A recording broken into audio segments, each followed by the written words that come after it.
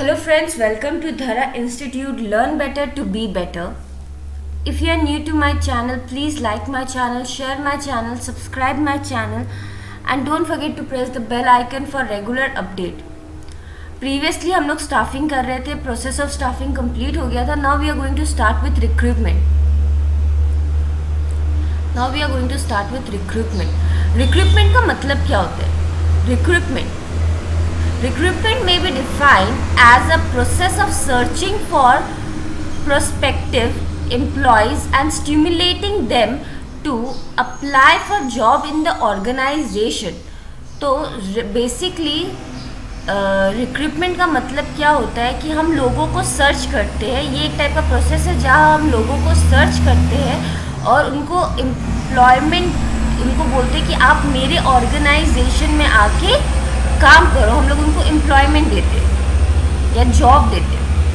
अच्छा, कितने टाइप के रिक्रूटमेंट होते हैं? 2 टाइप के रिक्रूटमेंट होते हैं. एक होता है इंटरनल, एक होता है external. Let's know about internal source of recruitment. Internal source refers to inviting candidates from within the organization.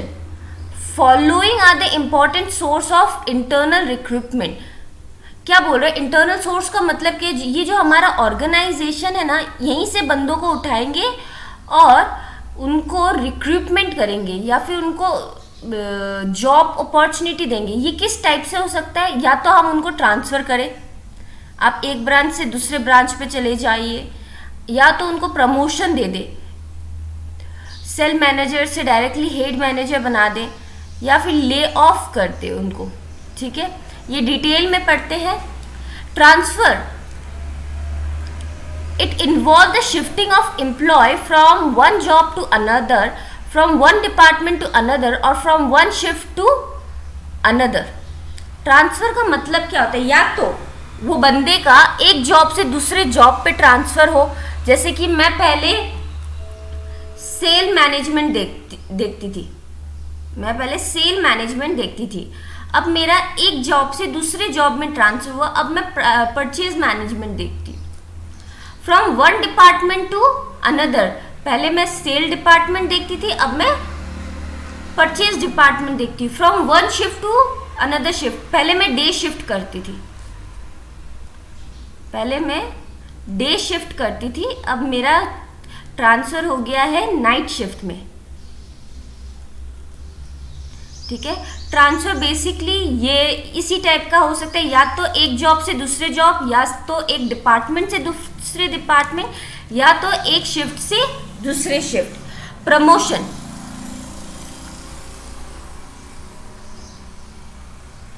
it refers to shift an employee to a higher position carrying higher responsibility, prestige, facilities and pay. अच्छा, मैं पहले HDFC head office में काम करती थी. ठीक है, as a cell manager मैं क्या करती थी? मैं पहले HDFC हेड ऑफिस में काम करती थी एज अ सेल मैनेजर. मेरा काम उनको इतना पसंद आया, उन्होंने क्या किया, मुझे ट्रांसफ़र कर दिया या फिर मुझे प्रमोट कर दिया. मुझे सेल मैनेजर से वाइस मैनेजर बना दिया कि आप मेरे बदले यहाँ पर मैनेज कर सकते हो.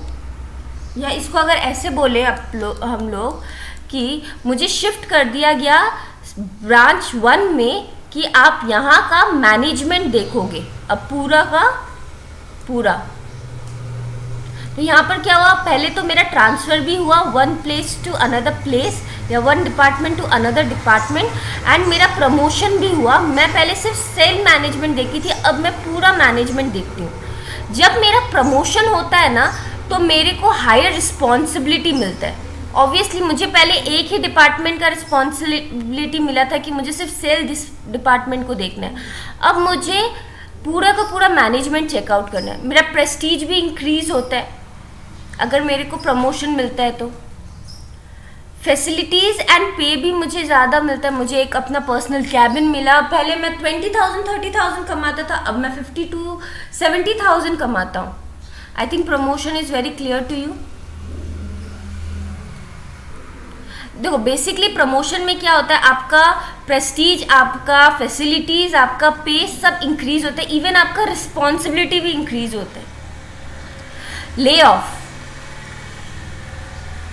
To recall the temporary work for work is called lay off, who were temporarily separated from organization due to lack of work। देखो कभी कभी क्या होता है, हम लोग उनको सस्पेंड कर देते या फिर हम लोग उनको छोड़ देते, ठीक है, क्यों? क्योंकि वो अच्छे से काम नहीं कर रहे होते, तो उनको वापस से ऑर्गेनाइजेशन में बुलाना कि आओ आपको हम लोग एक और अपॉर्चुनिटी देते हैं कि आप हमें वापस से अच्छा काम करके दिखाओ, उसको बोलता है ले ऑफ। जैसे कि फॉर एग्जांपल मैंने आपको पनिश किया था 2 इयर्स पहले जस्ट बिकॉज आपने अच्छे से काम नहीं किया था एंड मैंने आपको जॉब से निकाल दिया, ठीक है। आफ्टर 2 इयर्स मुझे एम्प्लॉय की ज़रूरत है, तो मैं क्या करूँगी, मैं कहीं और सर्च करने के पहले आपको बुलाऊंगी कि मैं आपको एक और चांस दे रही हूँ, I am giving you another opportunity, please work hard and don't do all that work जो आप प्रीवियसली किए थे जिसकी वजह से आपको बाहर निकाला गया। एक सेकेंड अपॉर्चुनिटी देना भी ले ऑफ होता है। Let's come to the external source. External source of recruitment, when candidates from outside the organization are invited to fill the vacant job position, then it is known as external recruitment। The common method of external source of recruitment are followings। देखो जब हम लोग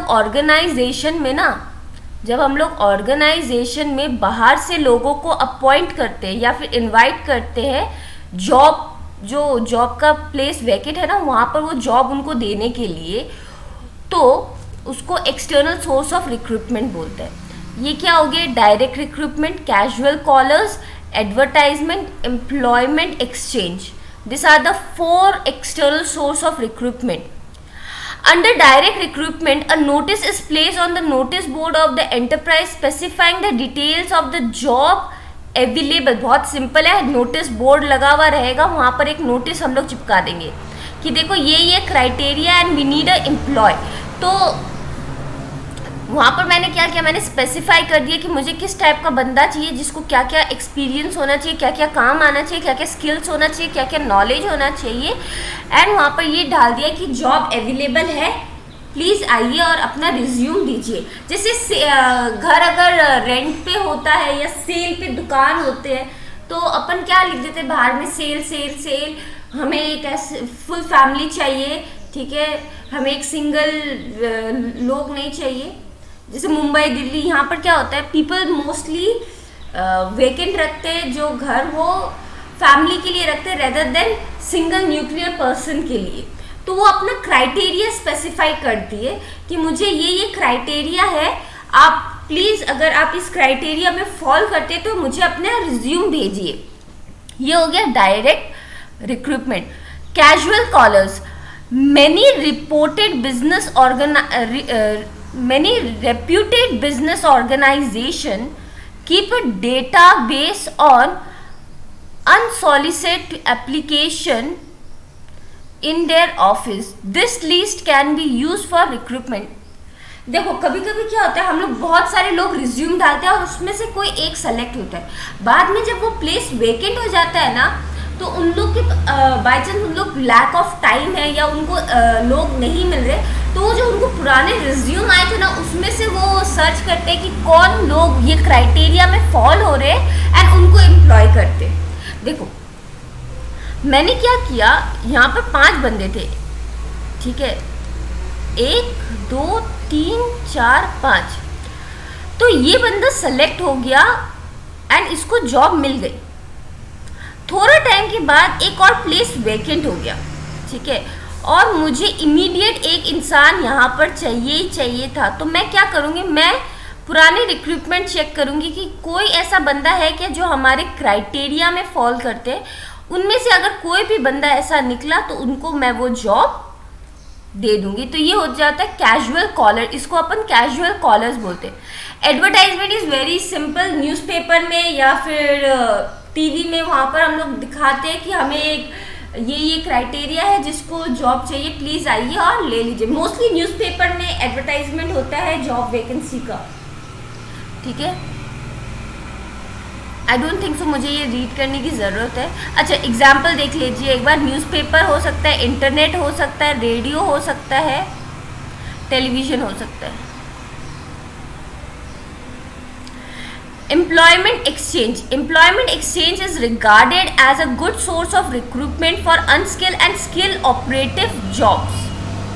ये generally बहुत ज़्यादा अच्छा source of recruitment है दो क्लास ऑफ पीपल के लिए, unskilled as well as skilled operative jobs. Operative मतलब जहाँ पर मशीन काम करना होता है, उस टाइप का ऑपरेटिव वर्क्स।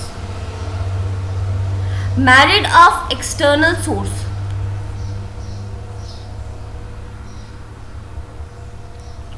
अच्छा, एक्सटर्नल सोर्स के मेरिट्स क्या होते हैं? क्वालिफाइड पर्सन मिलता है। By using external source of recruitment, the management can attract qualified and trained people to apply for the vacant job in the organization. अब देखो, अगर मैं जॉब के लिए बाहर से लोगों को मैं बुला रही हूँ, मतलब एक्सटर्नल सोर्स का हेल्प ले रही हूँ। एक एग्जांपल लेते हैं, हम लोग एक कैंपस में गए, एक कॉलेज में गए हैं जहाँ पर हम लोग लोगों का इंटरव्यू ले रहे हैं। तो वहाँ पर बहुत सारे लोग आएंगे इंटरव्यू देने पर, उसमें से जो हमें बेस्ट लगेगा based on qualified, based on skill, based on training, based on knowledge, हम उन्हें अपॉइंट करेंगे।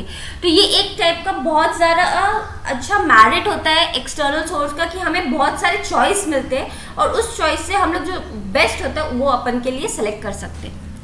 वाइडर चॉइस, आई थिंक मैंने फर्स्ट एग्जाम्पल में ही अपना क्लियर कर दिया। वाइडर चॉइस, बहुत सारे चॉइस मिलते हैं। अगर मैं एक कैंपस में जाऊंगी तो एक बंदा तो आके मुझे अपना इंटरव्यू देगा नहीं, there will be number of people जो आएंगे एंड मुझे इंटरव्यू देंगे और उनमें से मैं कोई एक को सेलेक्ट कर सकती हूँ। फ्रेश टैलेंट, कैंपस में जा रही, ये सारे फ्रेश टैलेंट ही होंगे क्योंकि कहीं पर उनको वर्क करने का एक्सपीरियंस नहीं होगा या फिर वो लेवल और एक्सपीरियंस नहीं होगा जो पुराने लोगों को जो बहुत सालों से काम कर रहे हैं उन्हें हो। कॉम्पिटिटिव स्पिरिट, देखो जो नए लोग होते हैं ना उनमें बहुत ज़्यादा जोश होता है कि हम compete करें, हम और सीखें, हम बेहतर बने, ठीक है। और मॉडर्न एज में तो कॉम्पिटिटिव ऐसा हो गया ना, नेक टू नेक हो गया है कि हमें हर एक इंसान से बेटर परफॉर्म करना है। तो ये इनके कुछ मेरिट्स हुए। Let's come and talk about demerits. Dissatisfaction among existing employees. Recruitment from outside may cause dissatisfaction among the employees. They may feel that their chance of promotion are reduced. देखो कभी कभी अपन बाहर से जब रिक्रूटमेंट करते हैं ना तो कंपटीशन इंक्रीज हो जाता है, बेटर टैलेंट आता है। तो इससे क्या होता है, जो एग्जिस्टिंग एम्प्लॉय है ना उनको डर लग जाता है कि चांस ऑफ प्रमोशन उनका रिड्यूस हो गया। कॉस्टली प्रोसेस, ऑब्वियसली हम लोग अगर अलग अलग जगह कैंपस में अलग अलग कैंपस में जाके इंटरव्यूज़ लेंगे तो it will cost a lot, क्योंकि हम लोग बहुत जगह ट्रैवल कर रहे हैं। फिर वो लोग जो बैठेंगे उनको मील का, ट्रैवलिंग का हमें अलाउंस देना पड़ेगा।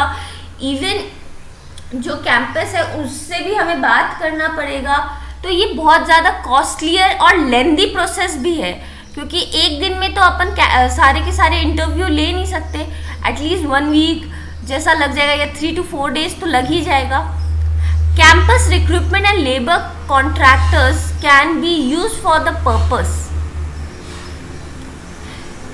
जो कैंपस रिक्रूटमेंट जो कॉलेज का है या फिर लेबर्स कॉन्ट्रैक्टर, जो कॉन्ट्रैक्टर नहीं होते, जो लेबर को, जैसे हम लोग ना बड़े बड़े सिटीज़ में क्या करते हैं, मेड्स नहीं मिलता ना, there is a maid contractor. हम लोग उनको जाके बोलेंगे ना हमें मेड चाहिए, तो अगर कोई भी वहाँ पर लोग होगा तो वो हमें हमारे घर में भेजेंगे। सेम वे लेबर कॉन्ट्रैक्टर भी होता है। Labour contractor in the sense like हम लोग को अगर लेबर चाहिए तो हम लोग वहाँ कॉल करेंगे कि अगर आपके पास लेबर है तो प्लीज़ हमें भेजिए, और वहाँ उस समय ना सारा लेबर का रिस्पॉन्सिबिलिटी उनका होगा। उन लोग क्या करते हैं, लेबर का सब कुछ, इवन लाइक आधार चेक करना, उनका पास्ट रिकॉर्ड, कोई क्रिमिनल रिकॉर्ड तो नहीं है, फोटोज, पुलिस वेरिफिकेशन सब करवा के उन लोग रखते हैं। तो लेबर कॉन्ट्रैक्टर बहुत ज़्यादा अच्छा वे है किसी भी जगह किसी भी लोगों को अपॉइंट करना, क्योंकि अगर कोई भी चीज़ गलत होता है तो हम लोग इनको क्लेम कर सकते हैं। आई होप रिक्रूटमेंट क्लियर है। नेक्स्ट टॉपिक जो होगा बहुत जल्दी मैं अपलोड करूँगी, एंड इसका जो नोट्स होगा वो मेरे टेलीग्राम ग्रुप में मिल जाएगा आपको। तो please go and join my Telegram group. Even you can join my Instagram account for regular update. Thank you.